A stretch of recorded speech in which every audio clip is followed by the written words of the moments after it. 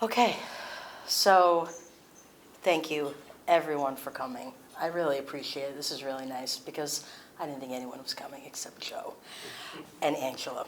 Um, so I'm Danielle, I'm Sarah.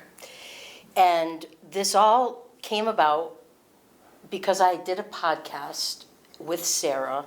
The podcast I have is Where Do We Go From Here? So it really addresses mental health issues. I've had a couple different people on, but Sarah and I did this to kind of talk about her journey into sobriety, things that we went through, because we noticed that parents were really struggling to help their family members. They just did not know what to do. And people were going back out. I got a job in a facility where I just watched recidivism.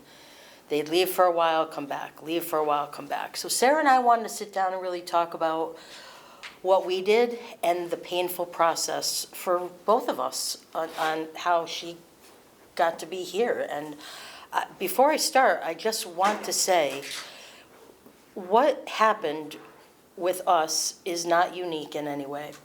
It's the same that for anyone with addiction problems, you'll hear the same kinds of stories. But for Sarah and I, we were always really close, and I was afraid this was going to just destroy our relationship altogether, and I'm so glad it didn't. So do you want to kind of start and talk about where you started off and what was kind of happening when you started drinking? Sure. I drank casually through high school, and then when I turned 17, I had an incident with an ex-boyfriend where I turned to alcohol from a feeling of loneliness, and I felt that's where I started to become dependent on it. And once I realized it made me feel better, I used that in most situations, and it wasn't that bad right away. From 17, and I'm 29 now, and I've been sober since February 4th, 2022, and it's not my first time getting sober, but yeah.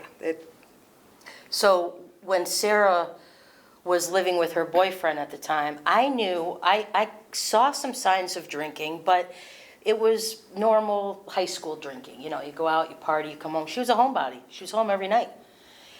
But when she started dating this man, I started to notice some different behaviors. I noticed some behaviors from him I didn't really like. And then the turning point was really on Easter Sunday. I went to get Sarah. She was not answering her phone. She had not answered a call in days. And for anyone who was a child, just a pit hit my stomach. And on Easter Sunday, I just said, that's it, I'm going over to his house. And I went over to his house, and Sarah opened the door with this shiner. And I'll tell you, for the people that know me, I wanted to go into that house and just kill that kid. And there are some lessons I have learned since I had Sarah, but before I had her when I was pregnant. And there's this woman, my closest friend's mother, who's here today. I'm so glad because she's a big part of this story, and she doesn't even know it, so she said to me when I was pregnant with Sarah, once you have her, it's going to be the first time you could actually kill somebody. And I thought, well, I have wanted to kill people in the past. It's been pretty close. I thought I could kill someone. Sounds like my mom. Yep, but it really was true. It was a feeling that came over me like no other feeling I had ever felt. I was sick. And what made it worse is Sarah didn't come home with me. She made a choice to stay, and that's, at that moment when I drove away, I knew alcohol had her. Not the boyfriend, not the being out of the house, the alcohol had her. Because she had other stuff going on too. She was estranged from her father. I mean, there were other stuff. I was a single mom. We were struggling. So when you didn't come home, that's when I started to think about, okay, what's my plan of action here? And what do I have to do to help her? And shortly after this is when Sarah started calling for help. But she only called when she was drunk. I did not get a call sober for a little while. And so I had to really learn to know that voice. Because I couldn't see her, because if I saw her, I could tell. I knew when she was crying, I knew when she was drinking, I knew when she was hungry. You just know. So now I had to be able to tell on the phone what was going on. And that was probably one of the hardest things, because she was so calm. Hi, Mom. Just wondering, if I could have a few dollars. And at that point, when I said no, it was like a switch. And that was when things just entered into a whole nother phase, because she wanted what she wanted when she wanted it, right? You weren't working. Yeah. So why don't you talk a little bit about after Andrew and kind of where that went from there, if you want. Yeah, sure. Well, eventually left that relationship, but while leaving that, I did initially turn to alcohol. Even though I was under 21, I got a hold of it and it made me feel better. But then I started working at a sports bar, and I worked there for about 2 years, from like 19 to 21. And there is when I was working in the back with the kitchen, and so drinking was pretty common there. The head chef had given me someone's ID that they left behind when I was 19, and then I started going out drinking with them, met somebody who was already in full-blown alcohol addiction, started a relationship with them, wasn't thinking straight throughout all of that. I got suspended from work for a week, so I didn't really have consequences to my actions yet. And yeah, so it basically, once I started that relationship with someone already in alcohol addiction, that's who I was drawn to. It was easier for me because I wanted what made me feel better, and then that's when selfishness pretty much took over, and tunnel vision. Yeah. And So when Sarah was working at the platform, this is, we all know where we were when 9/11 hit, right? We all know certain events in our lives. We know where we were. We know what we were doing. And this night, I was watching Barney Miller with Joe. I don't know if anyone knows that show except me and Mrs. Kelly, maybe Angela. Does anybody know Barney Miller? It's an old show. I'm watching it, and I get a call, and I can't even understand her. She's just sobbing hysterically. And in between the sobbing, she's saying assaulted. And I'm thinking, what? Finally figure out that the chefs in the kitchen had assaulted her. And it had been going on for some time. So again, I got in the car against Joe's wishes, and I might have put a baseball bat in the car. I'm not sure. But it was this blind rage. And I went down to the restaurant, and the girl was sitting at the front. Sarah was outside. I hadn't found her yet. And she explained to me, don't worry about it. Everything's okay. We took care of it. Sarah is going to work at the front of the house and not go in the kitchen. And I went, you're kidding me, right? And right at that moment, I saw one of the chefs come out. Then I got up, and I said a couple things to him. Then she at that point, wanted to call the police. But all I saw, she had tunnel vision, I had tunnel vision. Whoever's going to hurt Sarah, I'm going to hurt them. Not even really addressing the alcohol part of this yet. So I left there and explained to them that we would be filing charges, and we kind of did all that. But Sarah came home, and she moved back home. Yeah, I had been living with the active alcoholic while I worked there for about 2 years, drinking daily before work, all day drinker. Yeah. So it had where I needed the alcohol at that point. So it pretty much had me at the grasp right there. Yep. So I had to decide at this point, should I let her come back and live in the house? And I said, talked to Joe about it, and I said, I'm going to do it, but there's going to be some stipulations. They're going to have rules.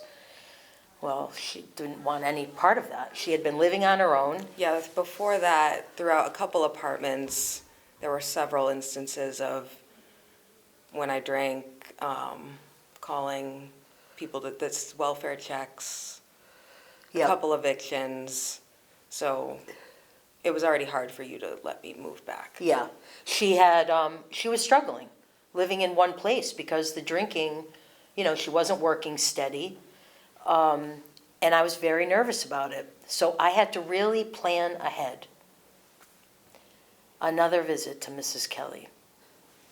I go see her. I'm in Westfield, so I go by her house. And we were talking, and I was telling her what was going on with Sarah. And she looked at me and she said, Danielle, here's the thing. This is going to be a difficult process. And I just remember thinking, no shit, this is a difficult process now. What do you mean? It's going to get worse? She goes, it's going to get bad, but you can do it. You can do it. Just listen. And I said, okay, I'm going to go and just listen. And I tried. But it got to the point where Sarah was just doing whatever she wanted. She was coming home drunk, and she was just combative. She wanted to fight. Just fight, fight, fight. She had a lot of anger inside of her from these relationships, and I was the punching bag. But I got it. I understood it. I had Joe with me, and he was trying to explain this to me as well. But she would also, in the interim of being in and out of the house, I would get a call from the police saying, we have Sarah here. The first call I ever got from the police was shortly after she moved in. And when I saw that unknown number, I just knew. And Sarah hadn't been in trouble with the police at this time. So I could hear her sobbing in the back. And the officer let me talk to her. And she was begging me to please come get her. I could tell she was like almost ready to throw up, sobbing. And I took the phone, I put the phone down, and I just remember sitting and thinking, what is the wrong thing to do? And I knew what that was. So then I just did the opposite. I told the officer, thank you for calling. I'm not coming. And he said, thank you, because most mothers would be right down here getting their kid. I went, nope. Then this whole journey starts. Now we're in a whole nother phase of the drinking, because I don't really know how much she is drinking. I know she's drinking a lot, but I don't know at this point that she's drinking first thing in the morning. And I'm also denying any knowledge I have of this disease and thinking, well, Sarah's got to be different. My brother's a recovering alcoholic and addict. He's been sober for 29 years. I started to relate her to him, which wasn't good. It was different. But once the police called me, then I knew we were kind of in for a ride. And then she met this man. I mean, there was a lot of fighting and arguing and stealing, and actually no stealing. No stealing. Sarah never took any money. She never took anything from me. Nothing. And so that's why associating her with my brother's story was different, because my brother did. And Sarah just wasn't doing that, wasn't showing those behaviors. But then she met this young man. He came to the house, and another day I will never forget. He had this big fur coat on, and he came in, and he smelled like marijuana, and I just went, here we go again. because Sarah didn't feel good about herself. So that you can't attract goodness if you don't feel good inside. And she moved in with him. You want to talk about that time? Yeah, I could talk about that time. There was an instance I can bring up before I moved out when I was living at home Yeah. where I don't think you knew how much I was drinking, but that first time you tried to section me, Yeah. that happened before. So I moved in with Shamel. Okay. And so That's right. that's a pretty significant part because was living at home and I was in my room and it was early in the morning and I took like 3 shots. You called me out to the living room and there were 3 officers there and I didn't know what a Section 35 was, but where they take you and you're going to go to the courthouse in handcuffs and then you see a judge and they determine if you're going to go to a treatment facility. So they took me and I told them in the cell that I didn't drink, way less than what I was drinking. And I went in front of the judge and they let me go that day. And I was already and I had drinks in me. Yeah. So that was like, I think no, we I should don't talk have a little bit about that. I don't have a problem. Yeah.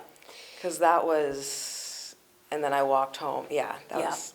So sometimes we forget when you go through a There's a traumatic experience, you forget these details and they're just huge. They're huge. Because a whole nother section of this is the courts, the court system, how we help addicts and alcoholics, how we help the mentally ill, how the court system, the police department. I knew what a section meant. Section 35 means and there's tricky things about this. I know this law, I know this process like the back of my hand now. In order to section someone, first you go to the court, you have to petition it. So you speak to a clerk, and you have to write page after page of everything that's gone on. Then you hand that back. Then they hand it to an officer. They have to serve her with the papers. But first they have to find her. And if they don't find her by 3 o'clock, that shift's over. I have to go back at 3:30 and do the whole thing all over again. I have to fill out the paperwork, hand it to the clerk. It's the same system. When this was done a year later, I went back to the clerk and I got her some flowers because she was so helpful and so calm with me because I was sobbing. And she's like, okay, just fill this out. Fill this out. I'm like sobbing. And of course the officers could not find her. So they would call me and say, you got to come back. So then I started looking for her. And someone had told me she was and this is cold weather now. We're getting into winter weather. And I went down to this tent community in Northampton.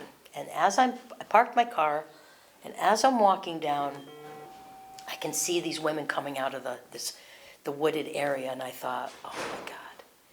It's just like a stab in your gut. Because you know your kid's in there. And I asked around, and these girls were so nice. And I really wanted to take all of them home with me. I was like, do you want to just come home with me? I'll get you some help. But she knew I was trying to section her, so she was not going to make it easy for me. So these women told me, there's her tent over there. I went, oh. I didn't know this was happening at the time. Yeah. I was on the run. She was running.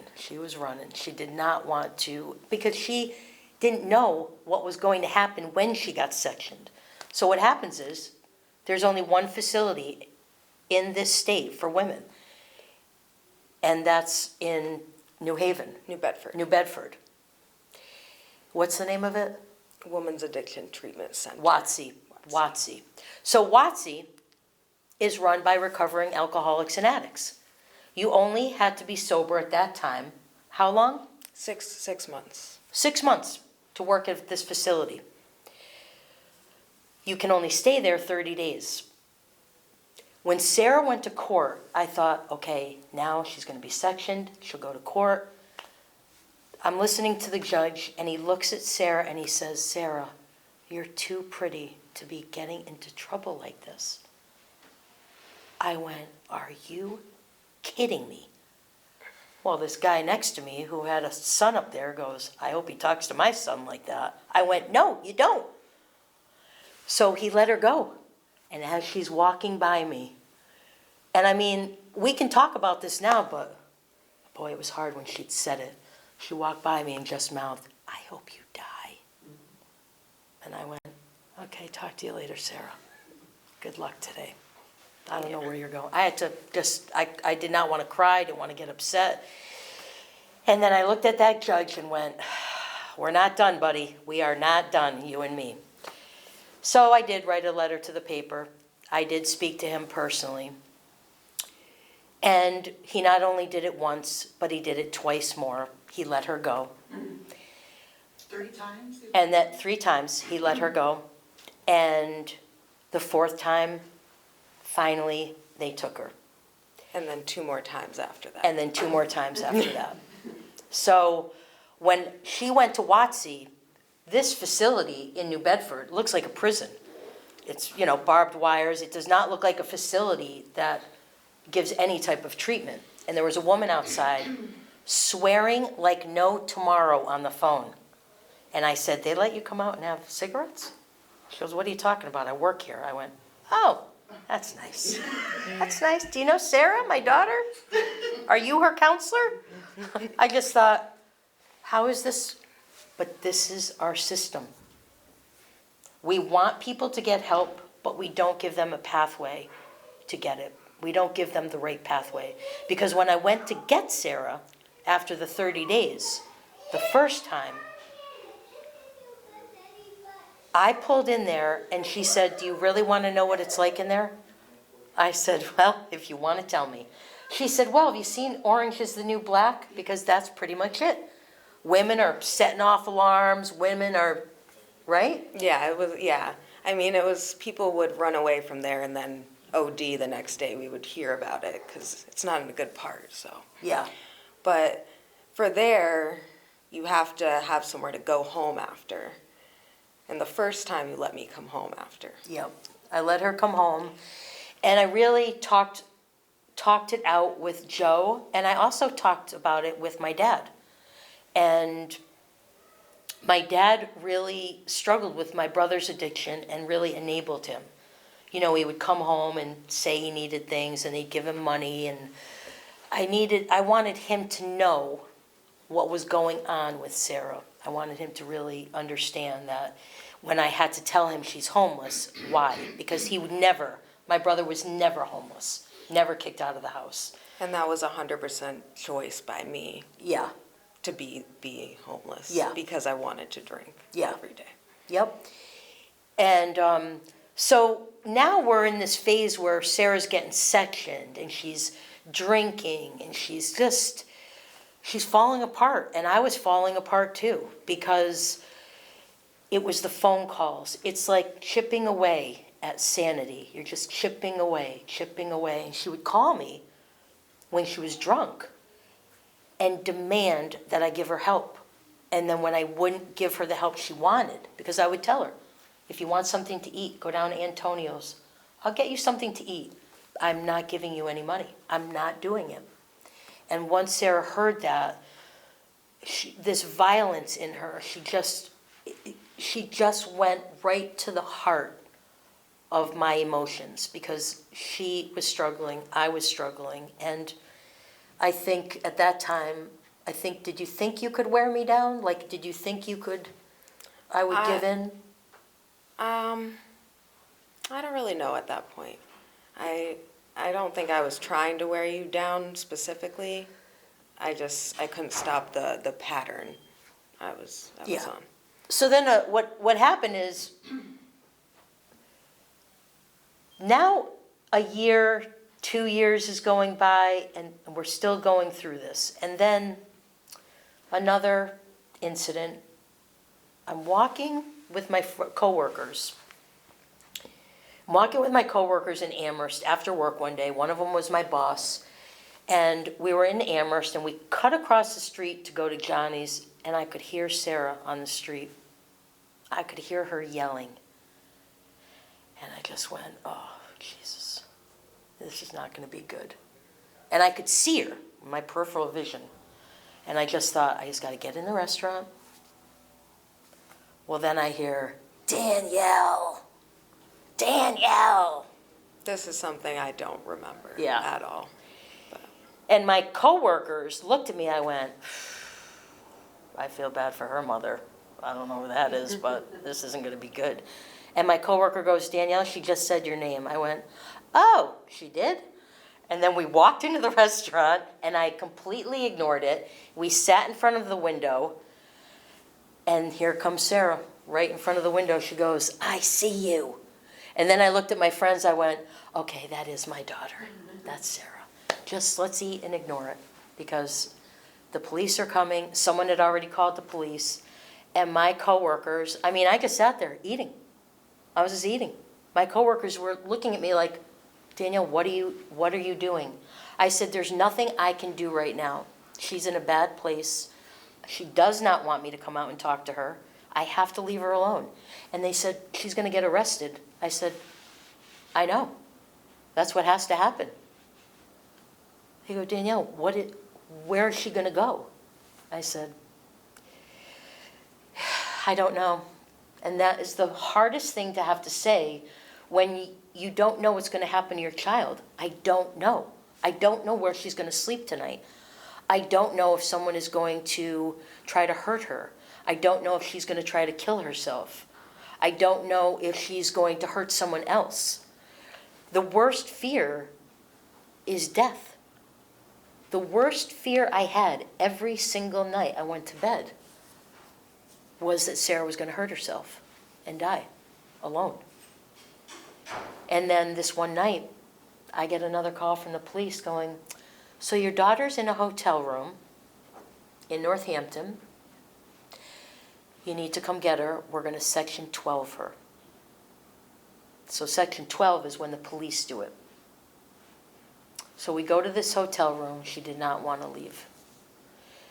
She gets on the stretcher, and as they're wheeling her out, she yells to the clerk, am I welcome back here? They were like, no, you're not. I go, yeah, don't worry, she's not coming back here. But Sarah, because she's female and pretty, she got a lot of people to help her. So I would get calls like this. I got a call from an Uber driver. She goes, do you know where your daughter is right now? I said, who is this? She goes, I'm an Uber driver, and I just brought your daughter to the Marriott. Do you remember that? I don't remember her calling you. What, she got you the room? Oh, yeah. She goes, I got was her a a room at the snowstorm. Marriott. I went, what? You got her a room at the Marriott? She goes, what kind of mother are you? I went, did you give her your number? Because if you didn't, I am. I'm going to give her your number. She can call you next time she needs help. And this woman called me every name in the book. I went, I hope you never have an addict in your life. Never. So Sarah had all these allowances given to her. I'm like, she's never going to get sober if people keep just helping her.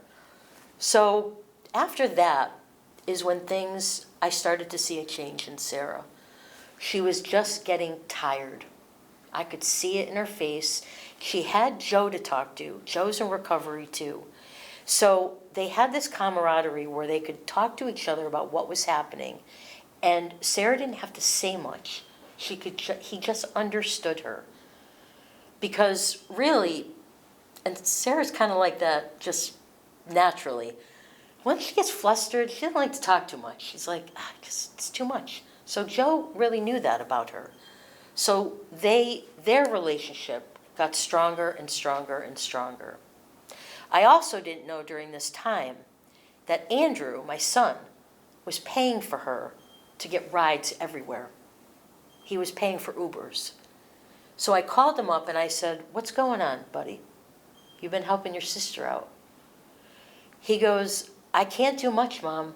I'm up here, at school. I can't really do anything, but I can make sure she gets home safe or gets to wherever she's going safe.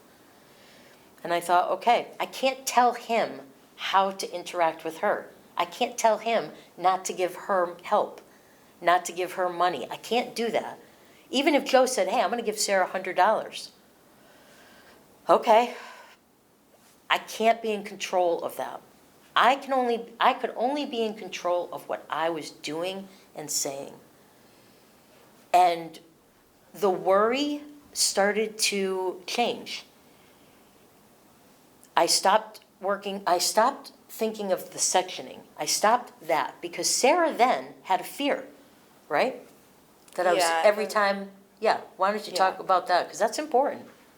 Also, the sectioning, the first section happened Christmas time. 6 months later, I get sectioned again, so first time didn't really work.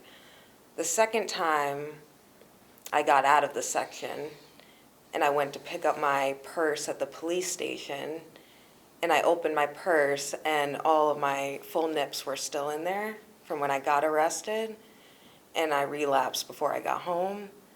So, and then the third section, so by that time, I don't know if that was working, but I was tired. Yeah, And yeah. the And section's just, good to get sober in the moment and keep you sober for 30 days, but they don't really prepare you too much for when you get out. and the last time she was sectioned, they had called me and said, we're releasing her, we're discharging her. I said, she can't come home. They said, well, where is she gonna go? I said, that's not my problem. She cannot come home.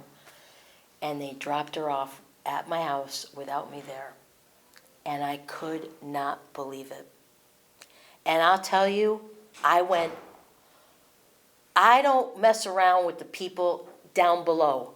I went right to the mayor, the governor. And I wrote letters to WotC. I'm a letter writer. I am a letter writer.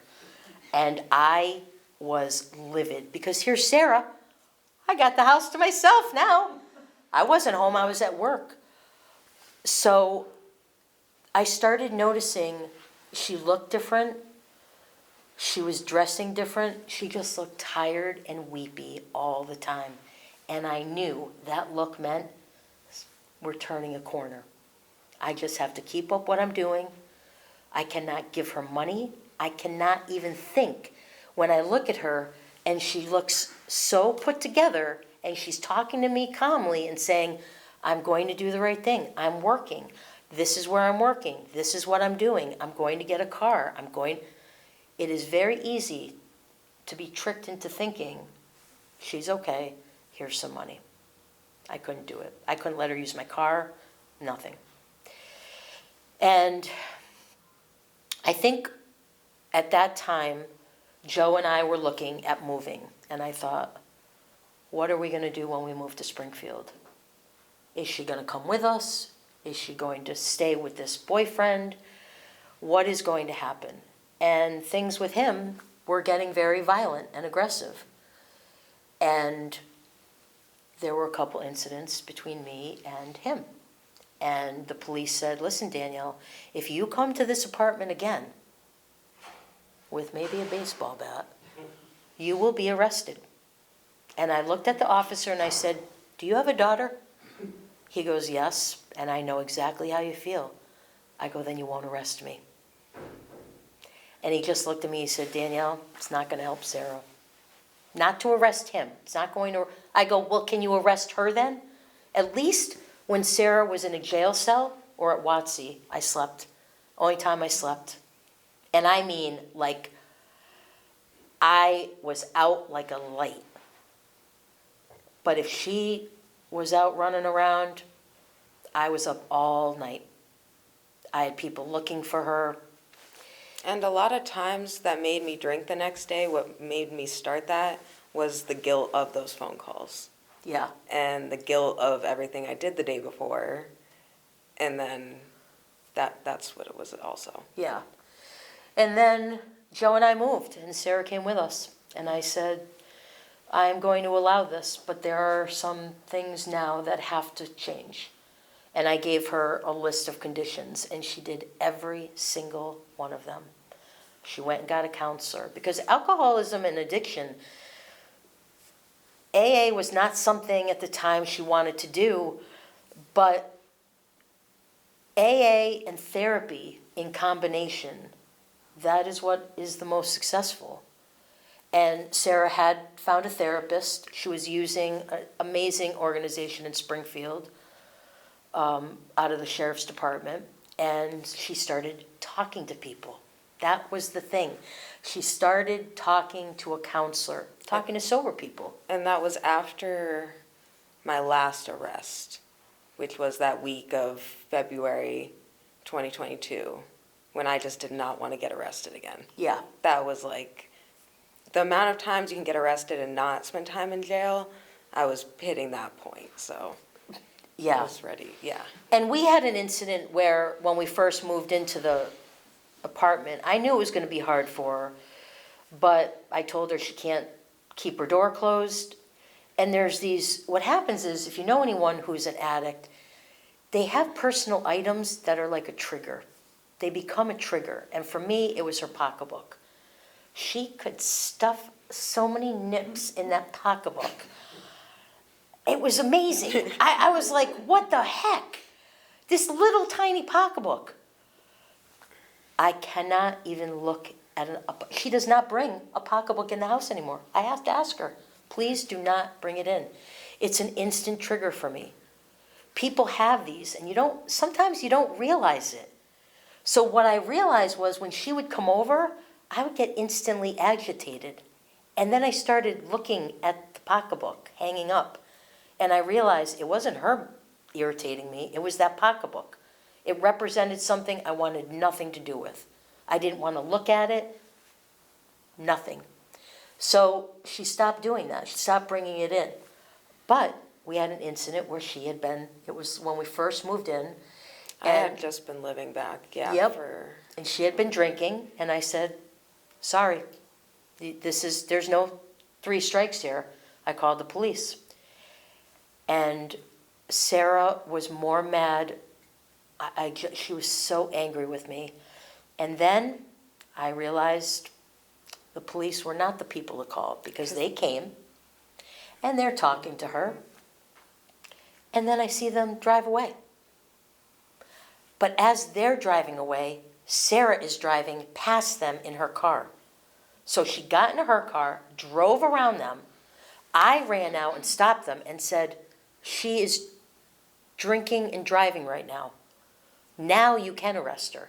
No, we can't, ma'am. they did let me go that day. I said, what? Yeah. He said, we can't arrest her because we don't know if she's drunk. I went, this is where we're at with the police. This is it right here. This situation, she's drunk driving. Well, ma'am, that's you telling us.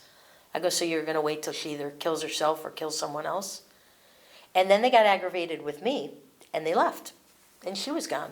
You came back that night, and after she came back that night, that was the end. You did not, when you were, once that happened and you came back and we sat down and we all talked about this, that was, I looked at Sarah's face and I just knew she had had it. I had seen that face before with people. I recognized it, and I just thought, finally we're getting to this point. And it's okay if it's not perfect, but we're turning a corner here. And for me, the first step we had to make was me go to a detox for 2 weeks. Not a good one, but it was a detox for 2 weeks, which I did. And then Yes, that's right.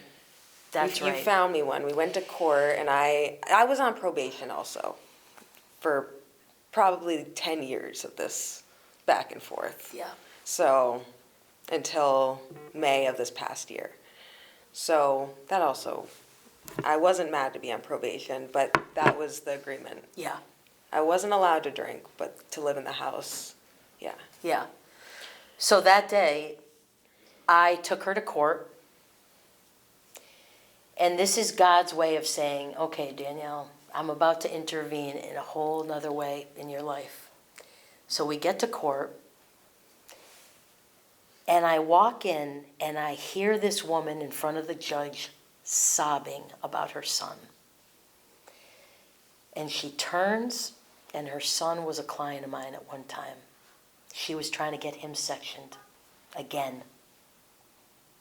And she's sobbing. So we left the courtroom, and she came out, and I introduced her to Sarah. Do you remember what she said to you? Maybe not. Yeah, Exactly. she was crying, and she said, Sarah, don't do this to yourself. Oh, yeah. Don't do this to your mother. Don't do this to the people you love. And you know, they always say, you don't want to get sober for other people.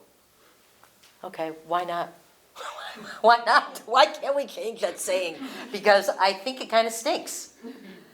And Sarah gave her a hug, went in front of the judge, came out, she was already done, and she said, I'm ready to go. And I brought her to Worcester, to the shittiest looking, I mean, this place looked Mice were crawling over me in my sleep. horrific. There was people sleeping in the, one man urinated on himself in the hallway, and I'm sitting there thinking, can I leave my daughter here? Yes, I can. It wasn't that hard, actually. I realized it really wasn't that hard. You get to a point where you're just like, I don't care if I drop her off in the middle of the desert. Something has to change. So she went.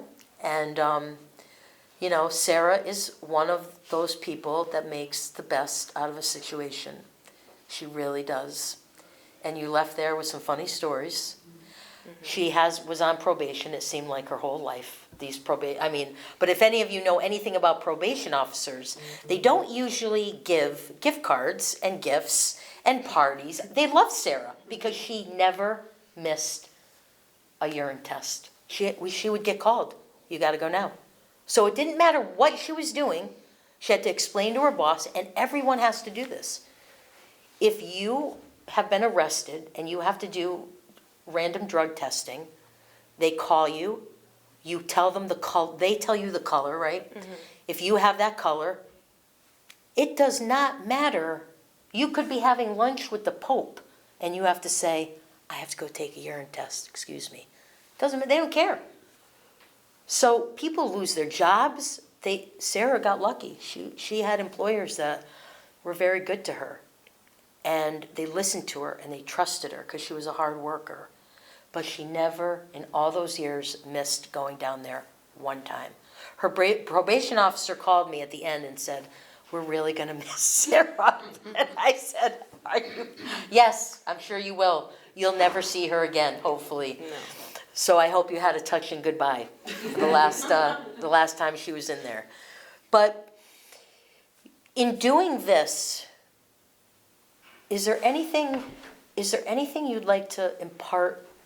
Anything you learned? Anything that you could tell a parent? Don't give up on your kid. But Don't give up on your kid.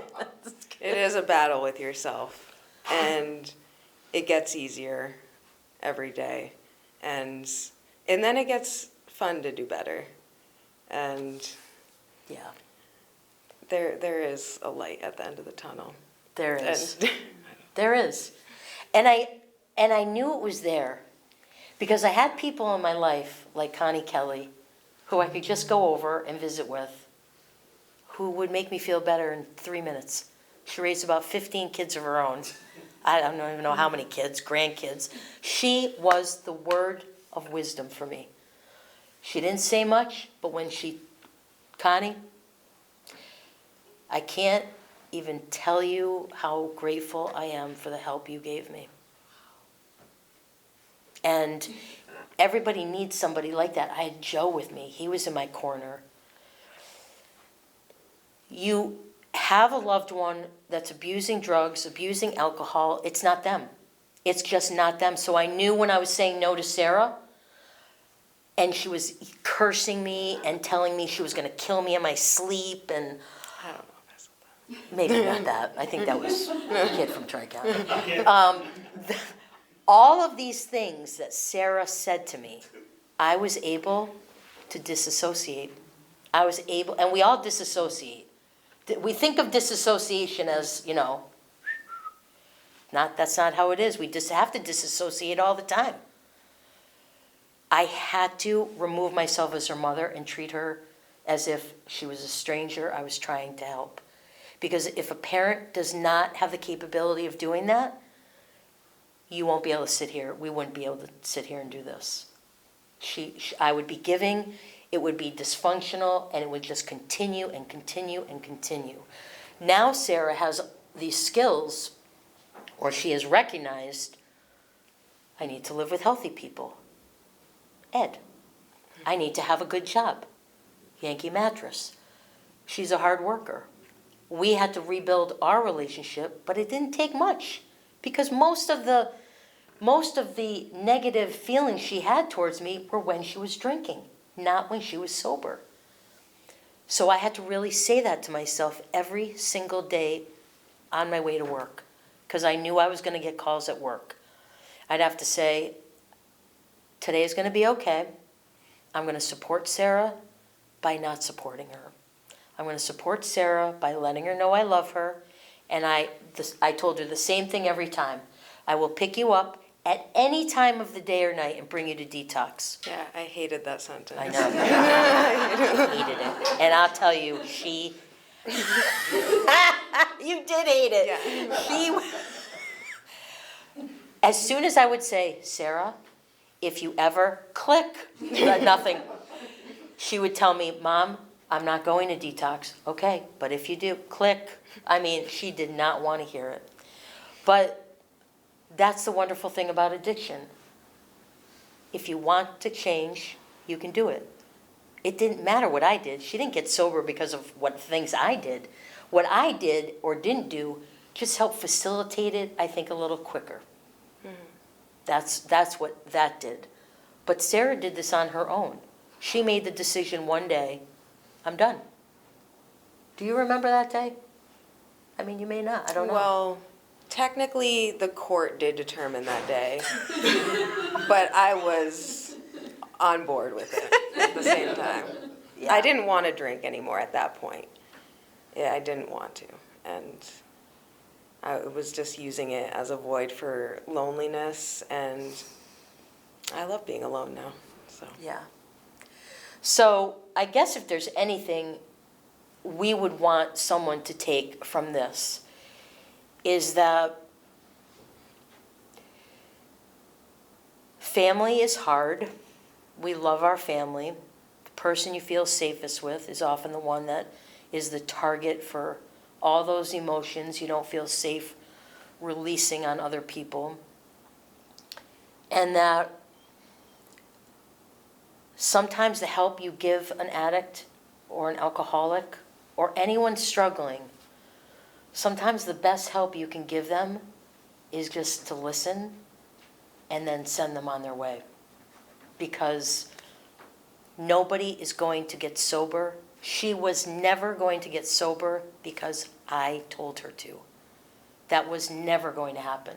And no addict, alcoholic, gambler, doesn't matter what you're addicted to. You have to be ready for it. You have to be ready in your heart, in your mind.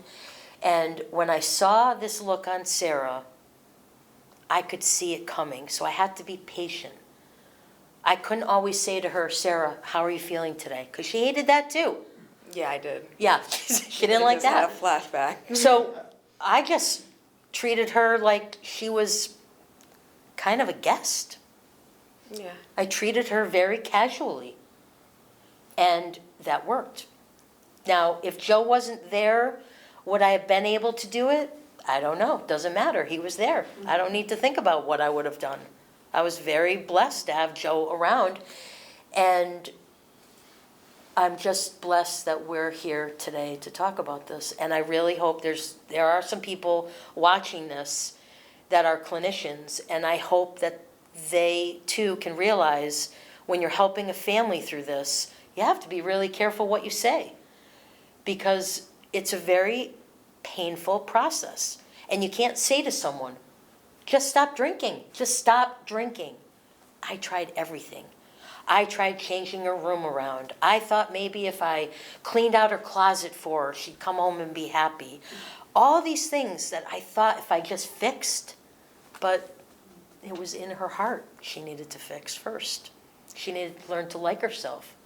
If you don't like yourself, you're in trouble. You're in trouble. So having Sarah in my life is just, I just don't even know what to say. I'm just blessed. I'm blessed that we're here talking about it, and hopefully someone hears something that resonates, and some mother or father out there can hear it and say, okay, there is a light at the end of this tunnel. It's not always the light you're looking for, though. People lose their life all the time to this disease. So that's a light in a different sense. A light is not always a lightness of positivity. This disease kills so many people every single day. So you have to look at light in a very, very different way when you've lost someone to this disease. And we all know someone that has died from drugs or alcohol. So thanks for coming. This is wonderful. This was really nice. I appreciate it. If anybody wants to ask Sarah any questions or me, you're more than welcome. There's coffee up here. I do want to say thank you to this young man behind the camera. I forgot your name, I'm sorry. That's Cable Access, so it's wonderful. They're here. God only knows who's watching this thing tonight. But yeah, does anybody want to ask anything or just wrap it up? How would you avoid your triggers around alcohol? You know, I stopped hanging out with anybody. There was a point where I was sober for 2.5 years, and then I was hanging out with people who were drinking all around me. And then one day I just drank with them. So I just stopped hanging out with people. I went to work. I came home every day. Honestly, just having you as someone there every day was helpful. And now I avoid triggers. I still find new triggers every day. Me and my mom went to a casino when we were in Florida, Yes. and I didn't realize how much of a trigger that was walking in there, just from the homeless days, the environment, just. So I'm still learning triggers, but I know to just walk away from them now. What we did was just identify it, and then we left. And I mean, it still will pop into my head, even just like a shower thought of, why don't you have a drink? But then it's only a split second. But it's like, that's reality comes into play, so. Yeah. Triggers still happen, but just learning what to do every day, making those changes. Yeah. Her car, Sarah lived in her car for a while. So the car was a trigger for me because, and this is another thing to really remember about people that have lived in their car, homeless, addicts, whatever, is that car becomes very sacred. Becomes a place that they consider that's where they're living. So Sarah was very protective of her car. And it has a whole new meaning for someone else. So if I went near the car, if I looked in the car, Sarah would get very angry. And so now, seeing the car clean, for the most part, just not all her stuff all in it. I mean, you could tell she was living in it. That was a trigger for me. But then Sarah started to clean it up. Now she keeps her car clean for the most part. And yeah, I think me also recognizing that was a trigger, because we were walking through the casino and Sarah was just getting so snappy with me. And I'm thinking, woohoo, I got a night of gambling tonight. Yeah, lasted 10 minutes. I looked at her and I said, are you okay? She went, we got to go. And then I realized this whole scene is a trigger for her. So we left. Yeah.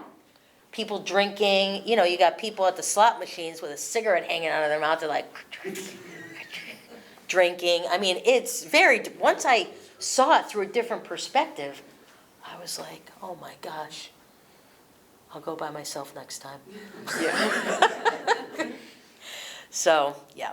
So that's it. So thank you. Thank you, congratulations. Yeah, both of you. Okay.